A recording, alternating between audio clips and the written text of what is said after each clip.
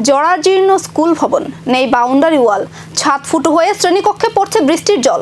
এমন পরিস্থিতিতেই প্রতিদিন পড়াশোনা করতে বাধ্য দক্ষিণ ত্রিপুরার পোয়াংবাড়ি ব্লকের গোলসিংপাড়া গ্রামের অর্জুন প্রসাদ রোয়াজাপাড়া এসবি স্কুলের পড়ুয়ারা। দক্ষিণ ত্রিপুরার পোয়াংবাড়ি ব্লকের গোলসিংপাড়া গ্রামের অর্জুন প্রসাদ রোয়াজাপাড়া এসবি স্কুল দীর্ঘদিন ধরে অবকাঠামোগত নানা সমস্যায় জর্জরিত।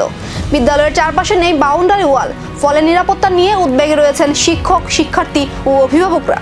অন্যদিকে স্কুল ভবনের টিনের ছাউনি ক্ষতিগ্রস্ত হওয়ায় বর্ষা নামলেই শ্রেণীকক্ষে পড়ছে বৃষ্টির জল। এতে নিয়মিত পাঠদান ব্যাহত হচ্ছে। স্থানীয়দের অভিযোগ, একাধিকবার সংশ্লিষ্ট দপ্তরের দৃষ্টি আকর্ষণ করা হলেও এখনো পর্যন্ত কোনো স্থায়ী উদ্যোগ নেওয়া হয়নি।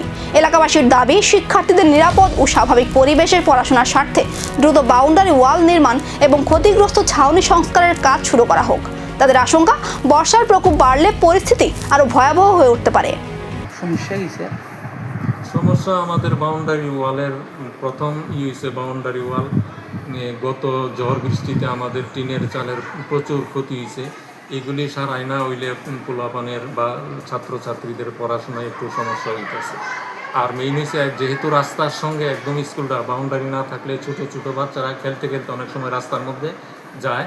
আর এদিকে মাটির গাড়ি, লোড গাড়ি প্রচুর আসা যাওয়া করে, কখন কোন সময় কোন বিপদ লেগে যায়। আর বিশেষ করে এই দুইটি আমাদের প্রধান সমস্যা। উপরে মহলে জানাইছিলেন?